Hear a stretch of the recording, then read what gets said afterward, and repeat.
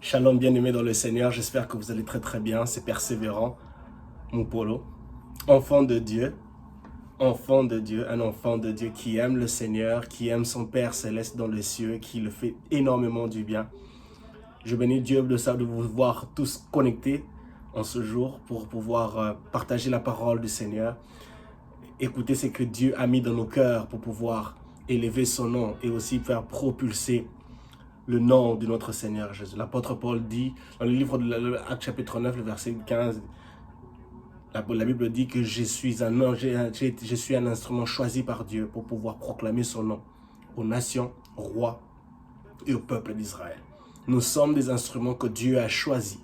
Instruments faibles, instruments pleins de failles, pleins de faiblesses, mais Dieu a décidé de nous choisir pour pouvoir proclamer son nom aux nations, aux rois et au peuple d'Israël, à toutes les personnes dont nous nous retrouvons, que les occasions soient favorables ou non, nous sommes appelés à proclamer la bonne nouvelle, car nous sommes des instruments que Dieu a choisis. La Bible dit, bénis soient les pas de ceux qui annoncent la bonne nouvelle de l'évangile, la bonne nouvelle de la croix, la bonne nouvelle de la résurrection de notre Seigneur Jésus-Christ, la bonne nouvelle du salut.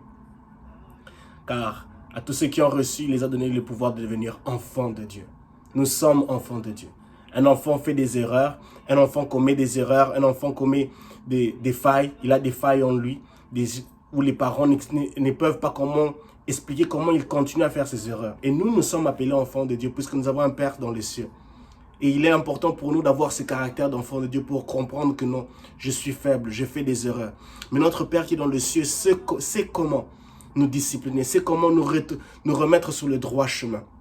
Et ceci est très très important pour nous. Peu importe les titres que nous obtenons, les titres professionnels dans la vie courante, les qualifications académiques que nous pouvons obtenir, ou les qualifications apostoliques, chrétiennes qui peuvent nous être attribuées, nous restons enfants de Dieu. Un enfant de Dieu veut continuellement rester au pied de ses parents. Un enfant de Dieu veut continuellement rester au pied de son Père qui est dans le ciel, notre Dieu, notre Père céleste. Et ceci est très très important pour nous. Que Dieu vous bénisse abondamment. Je suis persévérant, mon polo, votre frère qui aime le Seigneur. Je suis membre de l'église Ephrata Church à Bolton, qui est dirigée par le docteur Hubert, qui est un leader, une machine de bénédiction pour moi, un modèle qui nous a énormément bénis au courant de toutes les 10 dernières années et qui fait de nous que nous soyons ce que nous sommes aujourd'hui au travers de la parole du Seigneur Jésus-Christ. Que Dieu vous bénisse. Je me sincèrement, du fond de mon cœur, remercier toutes ces personnes qui nous suivent jour et nuit au travers de nos réseaux sociaux. Que Dieu vous bénisse. Continuez à prier pour nous, car nous sommes enfants de Dieu. Nous sommes faibles, nous avons des failles, nous avons des batailles cachées et nous avons besoin de vos prières. De vos prières. De la même manière que nous prions pour vous, priez aussi pour nous. Car nous ne sommes pas des super-héros. Car nous ne sommes pas des super-hommes. Nous avons nos faiblesses, nous avons aussi des temps où nous avons des difficultés.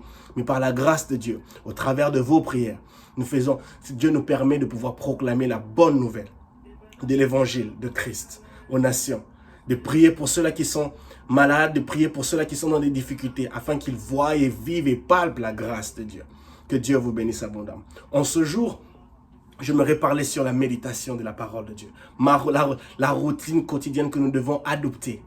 La méditation de la parole de Dieu, la routine quotidienne que nous devons adopter pour la croissance de notre foi chrétienne. Il est important pour nous de croître spirituellement. Un enfant, un bébé, lorsqu'il est né, il a une certaine nourriture qui lui est attribuée. Et plus les années avancent, plus il grandit, et plus il y a une certaine nourriture la nourriture change, la nourriture qui lui est attribuée change à forcerie qu'il grandit. Puisqu'il est en train de grandir, l'enfant reçoit une certaine nourriture et de plus en plus qu'il grandit, la nourriture devient de plus en plus solide. Et c'est très très important. Et cela témoigne, cela correspond, cela prouve la croissance normale d'un enfant, d'un bébé.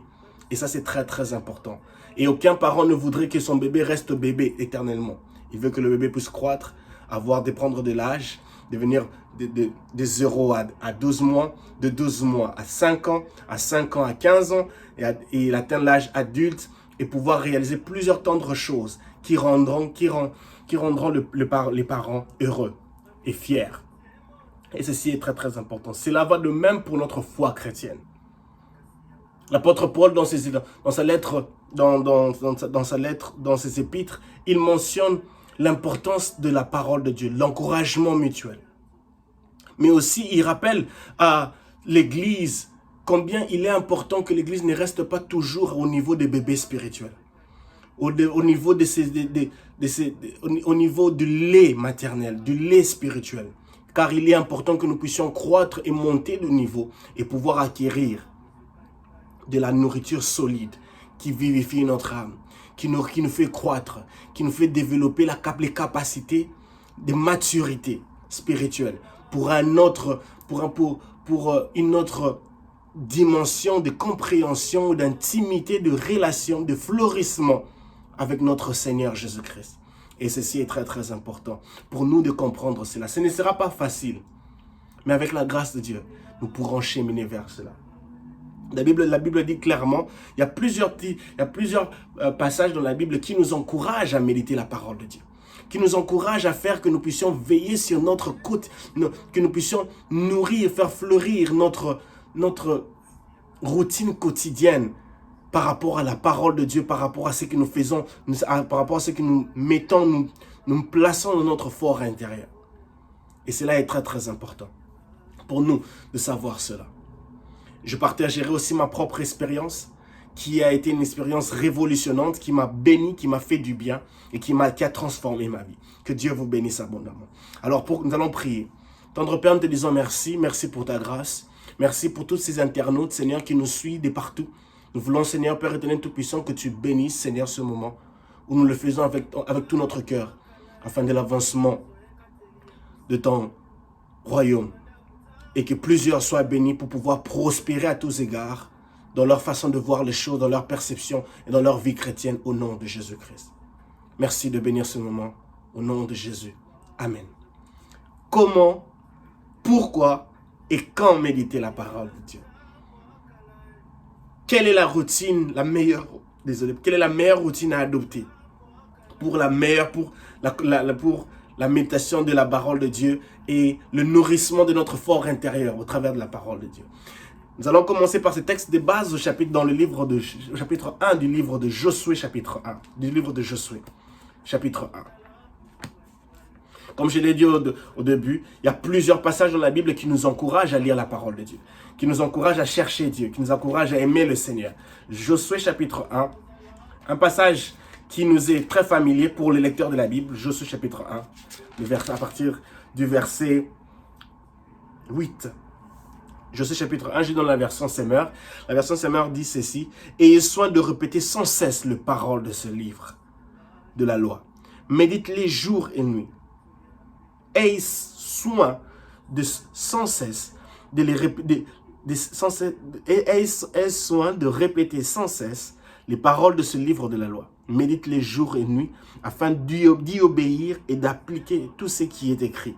Car alors tu auras du succès dans tes entreprises, alors tu réussiras.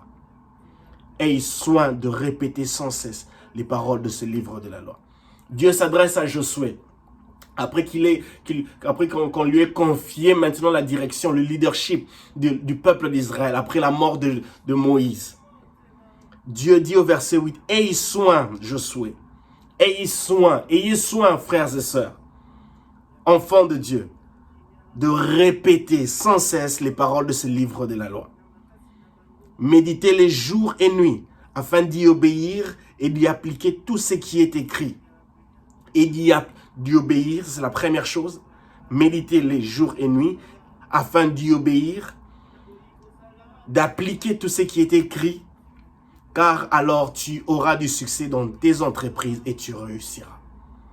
Le secret de la réussite dans toutes nos entreprises se trouve ici dans la parole de Dieu, dans la méditation de la parole de Dieu, dans la répétition de ces saintes écritures, des paroles qui se trouvent dans ce livre, dans ce livre saint. Chaque ligne de ce livre saint possède une puissance révolutionnante.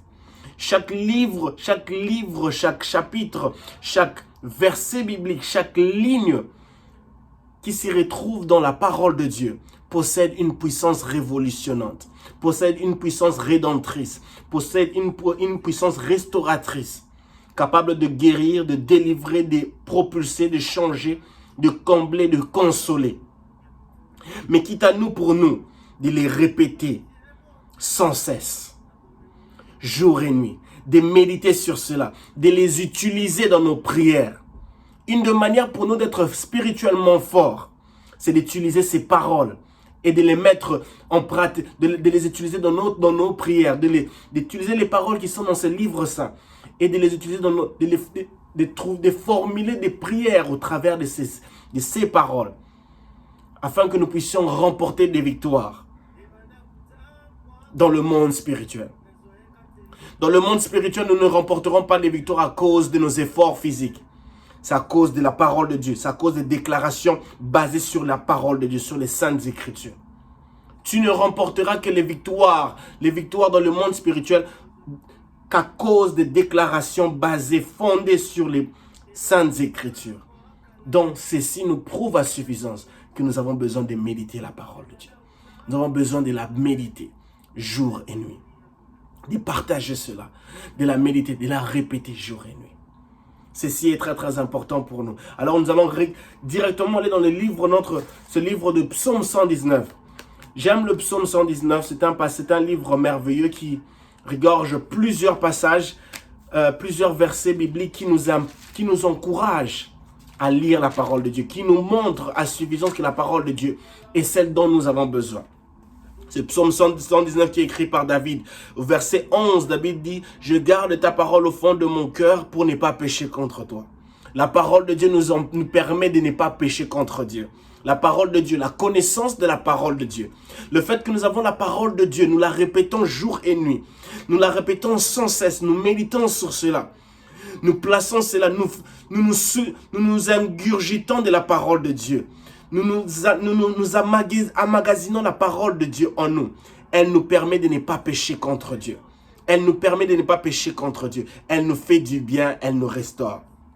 David va encore à continuer. Il dit au verset 32, « Je cours sur le chemin de tes commandements, car tu m'en donnes une large compréhension. » Lorsque nous courons sur le chemin des commandements, lorsque nous courons sur le chemin de la parole de Dieu, nous obtenons une large compréhension. Non seulement des saintes écritures, mais aussi des choses de ce monde. Car la parole de Dieu possède la vie. Car la parole de Dieu possède la restauration. Car la parole de Dieu possède la délivrance. Car la parole de Dieu possède l'éclaircissement sur certains points que nous faisons face dans la vie quotidienne. Ceci est très très important pour nous de savoir que nous ne perdons pas notre temps lorsque nous méditons la parole de Dieu. Lorsque nous nous mettons à la répéter, lorsque nous nous mettons à nous enseigner, lorsque nous nous mettons à nous affermir par la parole de Dieu, nous ne perdons pas notre temps. David à plusieurs reprises, par exemple au verset 42, il dit « Je pourrais répondre à celui qui m'outrage car j'ai mis ma confiance en ta parole. » Ça, c'est le verset 42. Je pourrais répondre à celui qui m'outrage. Je pourrais répondre à mes ennemis. Je pourrais faire face à mes ennemis, car j'ai mis ma confiance en ta parole. Car je trouve ma force dans ta parole. Car je trouve les meilleures paroles pour pouvoir me défendre contre mes ennemis dans ta parole. Ceci nous prouve à suffisance que la parole de Dieu est ce dont nous avons besoin pour pouvoir nous défendre. C'est comme si vous vous retrouvez devant un juge et vous avez besoin de défendre votre cause. Vous ne pouvez pas défendre votre cause en utilisant en se basant sur des théories, en se basant sur des aspects, en se basant sur différents points de la vie. C'est bien bon, mais cela n'est pas suffisant parce que dans le monde spirituel, pour pouvoir vaincre, il faut utiliser quelque chose de spirituel, quelque chose de fort. Et la parole de Dieu en elle, elle a la puissance, la force, la restauration, la capacité de nous bénir, la capacité de nous défendre, la capacité de nous restaurer. Le verset 40, David dit encore, toujours dans le psaume 119, « J'ai une vraie passion pour tes commandements. J'ai une vraie passion pour tes paroles. J'ai une vraie passion pour tes saintes écritures. » Que Dieu nous accorde en tant que chrétiens d'avoir une vraie passion pour ses saintes écritures, pour sa parole. Quelle est la dernière fois où tu as eu la vraie passion, une passion débordante en toi pour les Saintes Écritures? Ceci, en tant que chrétien, doit être un rappel pour nous dire que nous avons besoin d'avoir une vraie passion pour la parole de Dieu, pour méditer la parole de Dieu, pour répéter les saintes paroles, pour répéter ces commandements, pour répéter ces saintes écritures, afin que nous puissions avoir du succès dans nos entreprises et réussir dans la vie. J'aimerais encore insister, tu ne perds pas ton temps, nous ne perdons pas notre temps lorsque nous décidons de nous mettre et de nous méditer la parole de Dieu, de répéter sans cesse ces paroles. Car nous fortifions notre mental, notre intellect, nous articulons notre intellect en guise de tout ce que nous pouvons apprendre dans les institutions éducationnelles. La parole de Dieu, elle articule, elle fortifie, elle fait fleurir tout ce que nous pouvons apprendre à l'école dans les institutions éducationnelles. La parole de Dieu, elle fait fleurir cela. Elle protège, elle articule et elle fait propulser cela en guise d'être utilisée dans des bons cadres, pour des bonnes raisons, pour des choses qui seront louables, qui seront sujets de louange et de bénédiction pour plusieurs. Gloire au Seigneur Jésus-Christ. David continue encore. Dans un autre passage, il continue encore. Nous sommes dans le livre dans le psaume 119, verset 103. Il dit que ta parole est douce à mon palais. Elle est meilleure que le miel. Ta parole est douce à mon palais. Elle est meilleure que le miel. Cette parole, elle nous apporte cette paix. Elle nous apporte cette consolation. Vous savez, le miel en soi, lorsque vous le prenez, il traite beaucoup de maladies. C'est sucré, mais règle beaucoup plus de maladies internes que nous ne pouvons pas voir à cause de son aspect, à cause de sa composition chimique naturelle. Et la parole de Dieu en soi, elle possède la vie. Dans le livre de Jean, chapitre 6, le verset 68, les disciples disent à Jésus, à qui irons-nous si ce n'est qu'auprès de toi qui as les paroles de la vie? Cette Bible, cette parole, les saintes écritures, possède la vie. En elle-même, elle possède la vie. Et lorsque nous nous ingurgitons, lorsque nous nous imprégnons de cette sainte écriture, elle est capable de nous apporter la vie. Si une personne peut aller lire un livre machiavélique, un livre ténébreux, qui le possède, qui les rend incapables de dormir pendant la nuit, qui les rend victimes maintenant des troubles démoniaques, possessifs, où il fait des histoires qui vont à l'entendement de la compréhension humaine, qui les pousse à réaliser des choses négatives, dont la société en soi se plaindra de cela. Alors à combien plus forte raison la parole de Dieu, qui est un miel, ta parole est douce à mon palais, elle est meilleure que le miel. Le miel n'a aucune intention. Le miel, dans sa nature, n'a aucune intention de faire du mal au corps humain. Tout au contraire, elle apporte, elle produit la vie. Elle produit cette régénération. Elle apporte cette solution qu'on ne peut pas voir, mais à l'intérieur, elle guérit. Et David dit, elle est meilleure que le miel. Elle est meilleure que le miel. Et ceci nous montre que nous devons nous imprégner de la parole de Dieu. Nous imprégner de la parole de Dieu. Et nous continuons encore. David dit encore dans le livre, toujours dans ces livres de Psaume 119, où il dit que la parole de Dieu affermit nos voix. La parole de Dieu affermit nos voix. Psaume 119. Meilleur que le miel. Le verset 113, le verset 133, Psaume 119, verset 133, il dit, « Veuille affermir mes pas par ta parole, et qu'aucun mal ne puisse m'asservir. » N'est-ce pas merveilleux? Le verset 133, David dit, « Veuille affermir mes pas par ta parole, et qu'aucun mal ne puisse m'asservir. » La parole de Dieu affermit nos pas. La parole de Dieu affermit le chemin dont nous utilisons. La parole de Dieu nous éclaire. Et même il continuera pour dire que ta parole est une lampe à mes pieds, une lumière sur mon sentier. Ta parole est une lampe à mes pieds, une lumière sur mon sentier. Nous sommes dans le verset 105 où il dit, ta parole est comme une lampe qui guide tous nos pas et elle est une lumière éclairant sur mon chemin. Le verset 133, il dit « Veille à fermir mes pas par ta parole et qu'aucun mal ne puisse m'asservir. » La parole de Dieu est une lumière sur notre sentier qui nous éclaire, qui même pendant qu'il est fait, il fait sombre, puisque nous nous imprégnons, puisque nous avons en nous la parole de Dieu, puisque nous répétons sans cesse les Saintes Écritures, elle nous éclairera, elle nous éclairera. Lorsque nous sommes entourés de ténèbres, lorsque nous nous retrouvons par naïveté dans un environnement ténébreux, par des contacts, des relations ténébreuses qui veulent nous faire du mal, puisque nous ne manquons pas, puisque nous refusons, puisque nous ne cessons pas de répéter sans cesse les paroles de Dieu, de la méditer jour et nuit. La parole de Dieu, puisqu'elle est la lumière, elle créera la lumière, elle brillera. Elle éclairera notre chemin et elle fera fuir les ténèbres qui nous entourent. Mon frère, ma soeur, lis la parole de Dieu. Médite-la jour et nuit. Discipline-toi. Organise-toi à méditer la parole de Dieu. Organise-toi à méditer la parole de Dieu. Avoir un temps précis. Je sais que nous sommes tellement occupés. Ici, surtout en Europe, avec la routine, nous avons des occupations du lundi au lundi. Mais dans le petit moment que nous avons pour nous reposer, donnons-nous cette discipline de passer ne fût-ce que 30 minutes dans la présence du Seigneur pour lire la parole de Dieu, la méditer jour et nuit, la méditer, l'étudier.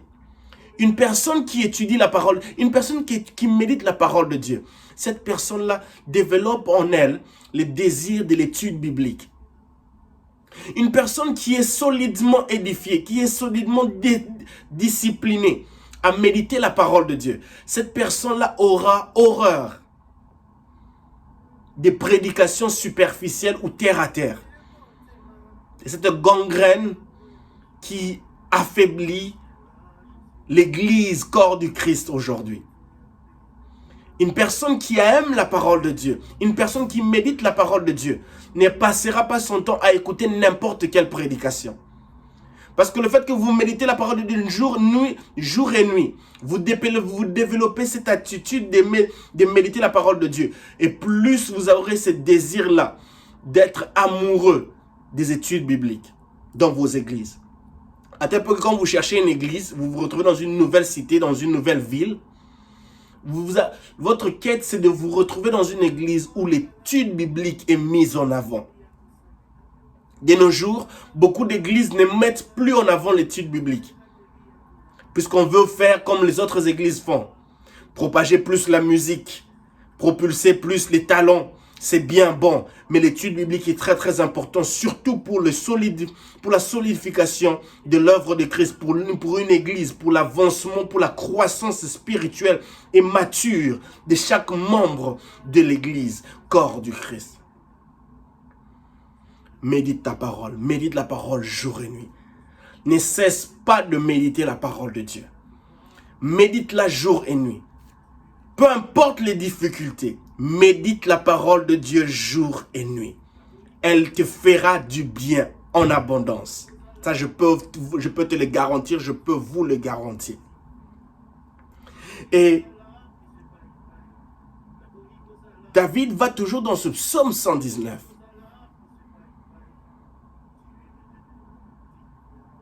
Il dit dans le verset 165, « Grande est la paix de celui qui aime ta loi. Aucun obstacle ne le fait trébucher. » Grande est la paix, grande est la stabilité de celui qui aime la parole de Dieu. Aucun obstacle ne le fait trébucher. Aucun obstacle ne le fait trébucher. Il mentionne ici, il fait référence à la loi. La parole de Dieu, quelque chose qui est écrit, quelque chose qui a été établi. Le verset dans le livre de Josué, chapitre 1, le verset 8, il dit que ce livre de la loi ne s'éloigne point de ta bouche. Et David ici dit, grande est la paix de celui qui aime ta loi. Aucun obstacle ne le fait trébucher. Tu vas arriver à un niveau où aucun obstacle ne te fait trébucher. Aime la parole de Dieu. Médite-la jour et nuit. Ne méditons pas la parole de Dieu par obligation. Ne méditons pas la parole de Dieu jour et nuit par obligation, non. Faisons-le par amour. Nous sommes enfants de Dieu et puisque nous déclarons notre amour pour notre Père Céleste, alors, c'est alors que nous devons méditer la parole de Dieu, méditer ces saintes écritures, en signe d'amour, en signe d'intimité, en signe de maintien, de notre relation avec lui. Ne médite pas de la parole de Dieu par obligation. Si tu veux arriver à un niveau où aucun obstacle ne te fait trébucher du lundi au lundi, aime la parole de Dieu. Médite-la. Attache-toi à la parole de Dieu. Exécute ce qu'elle te demande de faire. Cela est très très important. Je vous en prie, bien-aimés frères et sœurs. Le psaume 119 nous montre combien il est important pour nous de nous attacher à la parole de Dieu. Le verset 160, il dit ceci, ta parole dans sa totalité est vérité. Oh mon Dieu. Oh mon Dieu. Le psaume 119 est merveilleux, bien-aimé dans le Seigneur. Le psaume 119 est merveilleux.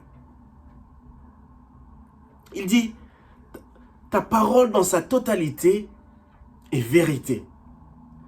Et tout le droit que tu établis dans ta justice est éternel. La parole de Dieu, la loi. Dieu dit à Josué que ce livre de la loi ne s'éloigne pas de ta bouche, médite les jours et nuits. C'est alors que tu auras du succès dans tes entreprises, c'est alors que tu réussiras. Nous ne lisons pas un livre qui est résultat d'une hérésie, de quelque chose d'un athée, d'une fausserie. Non. David dit ta parole dans sa totalité est vérité. Jésus-Christ se trouve dans chaque ligne, chaque verset, chaque chapitre, chaque livre de cette sainte écriture. Et Jésus dit, je suis le chemin, la vérité et la vie. Dans cette parole, dans ces saintes écritures, nous trouverons la vérité sur nos problèmes. Nous trouverons la vérité sur notre entourage. Nous trouverons la vérité sur nos questionnements. Nous trouverons la vérité, les réponses à toutes nos questions. David dit, ta parole dans sa totalité est vérité. Qu'en aucun jour, mon frère, ma soeur, vous arriviez à dire, c'est que je suis en train de perdre mon temps, mais tout ce qui est écrit dans ce livre n'est que fausserie. C'est faux. La méditation de la parole de Dieu a transformé ma vie. La méditation de la parole de Dieu a changé qui je suis. Mon message pour toi, pour vous qui me suivez, après avoir lu tous ces passages, versets bibliques se trouvent dans le livre dans le psaume 119, où nous trouvons combien la parole de Dieu est importante pour nous. Je vous encourage du fond de mon cœur à méditer la parole de Dieu. Elle vous propulsera. Elle vous consolera. Elle vous fera du bien. Médite la parole de Dieu, jour et nuit. Que rien ni personne ne t'empêche de méditer la parole de Dieu. Dans le nom puissant de Jésus. Prions. Tendre Père, nous te disons merci pour cette première partie. Nous voulons, Père éternel tout-puissant, Seigneur, que tu nous aides à méditer ta parole, jour et nuit. Seigneur, tu nous connais plus que nous-mêmes, Seigneur. Et nous n'avons que toi. Seigneur, ta parole dans toute sa totalité est vérité. Seigneur, elle est plus que le miel. Seigneur, ta parole a fermé nos pas, Seigneur. Nous voulons, Seigneur Père éternel tout-puissant, que tu nous aides à aimer ta parole afin qu'aucun obstacle ne nous fasse trébucher. Seigneur, ta parole est une lumière, une lampe à nos pieds, une lumière sur notre sentier. Éclaire mon frère, éclaire ma sœur, afin de propulser, d'évoluer dans tous les domaines de leur vie.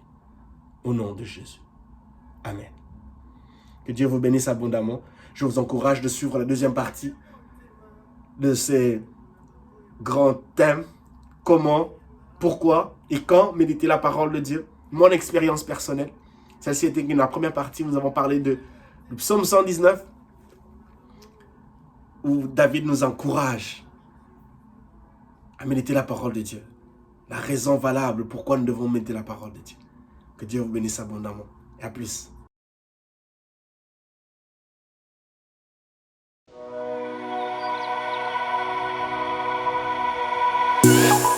Salut, c'est Persévérant. J'espère que vous allez tous bien. Abonnez-vous à ma chaîne pour plus de vidéos d'édification et d'encouragement. À plus.